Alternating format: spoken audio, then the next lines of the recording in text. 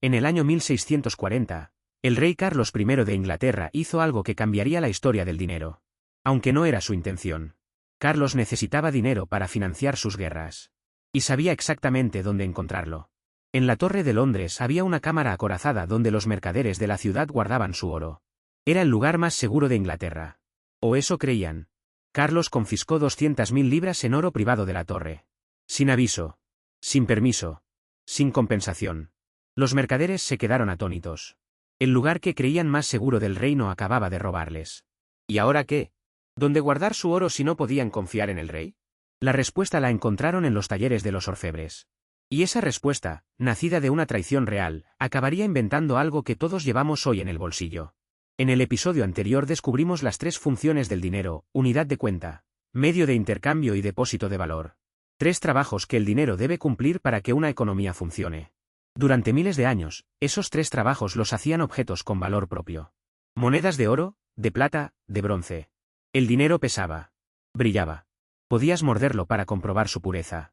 Hoy vamos a ver cómo la humanidad dio un salto que parecía imposible: pasar de monedas de metal a trozos de papel.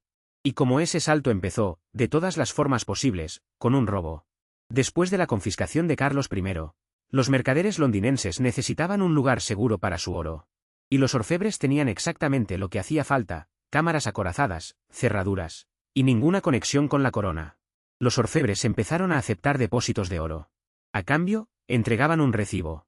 Un simple trozo de papel que decía algo así como: el portador de este documento tiene derecho a retirar 10 libras de oro del taller de John Smith, orfebre. Al principio, los mercaderes volvían al taller a recoger su oro cada vez que necesitaban hacer un pago. Pero pronto ocurrió algo curioso. ¿Para qué ir al taller, sacar el oro, llevarlo al vendedor, y que el vendedor lo lleve de vuelta al taller? Era mucho más fácil entregarle directamente el recibo. Y así, sin que nadie lo planeara, los recibos empezaron a circular como dinero. El vendedor aceptaba el recibo porque sabía que podía ir al taller y retirar el oro en cualquier momento. El siguiente vendedor lo aceptaba por la misma razón. Y el siguiente. Los recibos pasaban de mano en mano, y el oro se quedaba quieto en la cámara acorazada. En la década de 1660, los orfebres dieron el paso siguiente: empezaron a emitir recibos, al portador. Ya no decían John Smith tiene derecho a retirar. Decían el portador de este documento tiene derecho a retirar. Cualquiera que lo tuviera en la mano podía canjearlo. Eran, en todo menos en el nombre, los primeros billetes modernos. Pensadlo. El oro seguía en la cámara acorazada. Pero el papel circulaba libremente como si fuera oro. La gente confiaba en que, si algún día lo necesitaba, podría ir al orfebre y cambiar papel por metal. Ese si algún día lo necesitaba es la clave de toda esta historia. Antes de seguir con Londres, un paréntesis importante. Porque los europeos no inventaron el papel moneda. Llegaron 600 años tarde. En China, durante la dinastía Song, hacia el siglo X, los mercaderes de Sichuan empezaron a usar certificados de depósito llamados jiaozi. El sistema era parecido al de los orfebres londinenses. Dejabas tus monedas de hierro o cobre y recibías un papel que las representaba. Para el siglo XI, el gobierno Song había tomado el control de la emisión. El papel moneda se convirtió en algo oficial. Marco Polo, cuando visitó China en el siglo XIII, se quedó asombrado. En su libro, describe cómo el Gran Khan pagaba con papel y cómo todo el imperio lo aceptaba. Europa no tendría nada parecido hasta mucho después. En 1661, el Stockholms Banco en Suecia, dirigido por Johan Palmstruch, se convirtió en el primer banco europeo en emitir billetes. Pero la idea ya tenía siglos en Asia. Esto importa porque demuestra algo fundamental. La transición de metal a papel no fue un accidente europeo. Fue una solución que distintas civilizaciones encontraron independientemente al mismo problema. Las monedas de metal son pesadas, incómodas y peligrosas de transportar. Lo que los orfebres londinenses, los mercaderes chinos y el Stockholms Banco habían creado tiene un nombre técnico: dinero representativo. Es una idea sencilla pero poderosa. El papel no tiene valor por sí mismo. Vale porque representa algo que sí lo tiene. En este caso, oro o plata guardados en alguna parte. El billete es un certificado, una promesa escrita: ven con este papel y te doy metal. El dinero representativo fue un avance enorme sobre las monedas metálicas. Era más ligero. Más fácil de transportar. Podías llevarte una fortuna en el bolsillo. Y dividirlo era trivial: emites billetes de distintas denominaciones. Pero tenía un requisito absoluto. El billete solo funciona si la promesa es creíble. Si vais al orfebre con vuestro recibo y os dicen lo siento, no me queda oro, ese papel no vale nada. Y todos los demás papeles que emitió tampoco. La credibilidad de la promesa lo es todo. Y aquí es donde la historia se pone interesante. Imaginad que sois un orfebre en el Londres de 1670. Tenéis 100 libras de oro en vuestra cámara acorazada. Habéis emitido recibos por 100 libras. Todo cuadra. Pero os dais cuenta de algo. La mayoría de la gente nunca viene a retirar su oro. Los recibos circulan felizmente de mano en mano. En cualquier día dado, solo un pequeño porcentaje de depositantes aparece a pedir su metal. Entonces, pensáis, ¿y si emito recibos por 120 libras? Total, nadie va a venir a pedir las 100 libras de golpe. Los 20 recibos extra los puedo prestar y cobrar intereses. Gano dinero de la nada. Esto, en esencia, es lo que los orfebres empezaron a hacer. Y es el embrión de lo que más adelante se llamará banca de reserva fraccionaria. Volveremos a esto en la tercera temporada. Pero la semilla se plantó aquí. El problema es obvio. Si todo el mundo viene a retirar su oro al mismo tiempo, no hay suficiente. El orfebre ha prometido más de lo que tiene. Si la gente se entera, el pánico se extiende. Todos corren al taller a la vez. Y el orfebre quiebra. Esto no es hipotético. Pasó muchas veces. Pero el caso más espectacular de promesas rotas a gran escala no fue de orfebres. Fue de un gobierno entero.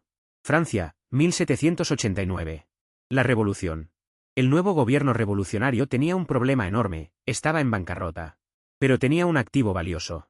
Acababa de confiscar todas las tierras de la Iglesia Católica, que en aquella época poseía una parte enorme del territorio francés. La solución parecía brillante.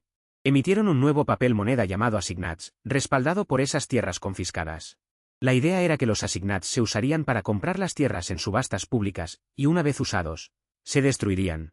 Era dinero representativo. El papel representaba tierra. Al principio funcionó. Los assignats circularon, las subastas se celebraron, la economía se movió. Pero el gobierno necesitaba más dinero. Siempre más. Guerras. Deudas. Gasto público. Y la tentación era irresistible, en lugar de destruir los assignats usados, como habían prometido, imprimieron más. Y más. Y más. Lo que pasó fue predecible. Si hay más papeles que tierras, cada papel vale menos. Los precios empezaron a subir. Subieron más. Y entre mayo y diciembre de 1795, los precios subían más de un 50% al mes. Era hiperinflación. La primera gran hiperinflación de papel moneda en la historia moderna.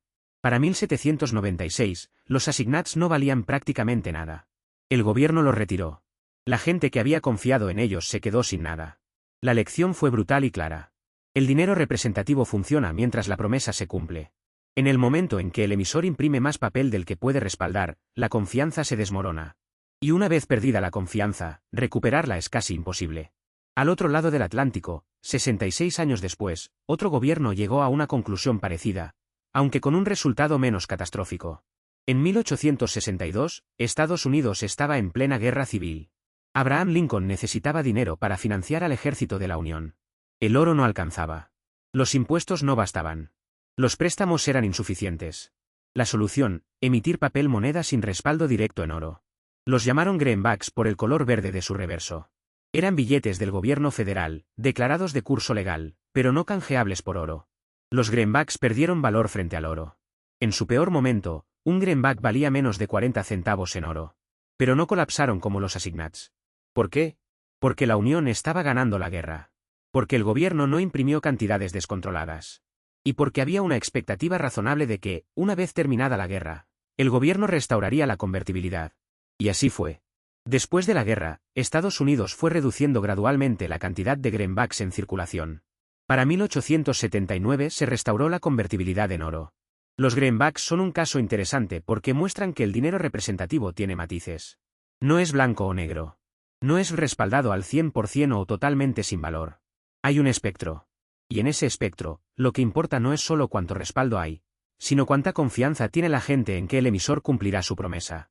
Hemos hablado de orfebres, de revolucionarios franceses y de presidentes americanos.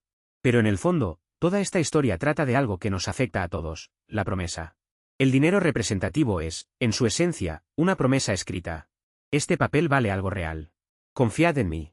Cuando esa promesa se cumple, el resultado es un avance civilizatorio. El comercio se acelera. La economía crece. La gente puede llevar una fortuna en el bolsillo sin miedo a que le roben. Cuando esa promesa se rompe, quienes pagan el precio son siempre los mismos, la gente corriente. Los ricos tienen formas de protegerse. Compran tierra, oro, propiedades en el extranjero. Pero la familia normal, la que guarda sus ahorros en billetes debajo del colchón o en una cuenta bancaria, esa familia se queda con papeles que ya no valen nada. En la Francia de 1796, miles de familias perdieron todo lo que tenían. No porque fueran imprudentes, sino porque confiaron en una promesa que el gobierno no cumplió. Esa dinámica no ha cambiado en 230 años. Y es una de las razones por las que la política monetaria, quien emite dinero, cuánto emite, y con qué respaldo, no es un tema técnico que incumbe solo a los banqueros. Es un tema que afecta a cada familia, cada ahorro, cada futuro. 4 ideas para llevaros de este episodio. Primera, el dinero representativo fue un salto revolucionario. En lugar de cargar con metal, la humanidad aprendió a usar papel que representaba ese metal. Los orfebres londinenses del siglo XVII crearon los primeros billetes modernos, aunque China lo había hecho 600 años antes. Segunda, el sistema funciona mientras la promesa de respaldo sea creíble. El papel vale porque puedes cambiarlo por oro. Si no puedes, es solo papel. Tercera, la tentación de imprimir más papel del que hay respaldo es enorme. Los assignats franceses son la advertencia más clara. Promesas rotas llevan a hiperinflación y al colapso del sistema. Cuarto, cuando el dinero falla, quienes más sufren son las familias normales. La política monetaria no es un asunto técnico. Es un asunto social de primer orden. El dinero representativo fue un avance enorme. Pero dependía de algo frágil. Una palabra que hemos repetido una y otra vez hoy. Promesa. Confianza. Fe. Los orfebres lo tenían. Los revolucionarios franceses lo perdieron. Lincoln lo mantuvo por los pelos. Pero, ¿de dónde viene esa confianza exactamente? ¿Cómo se construye? ¿Y qué pasa en un país entero cuando se evapora de golpe? En el próximo episodio vamos a hablar del ingrediente más importante de todo sistema monetario. El ingrediente que no podéis ver, no podéis tocar, no podéis medir. Pero sin el cual ningún dinero funciona. La confianza.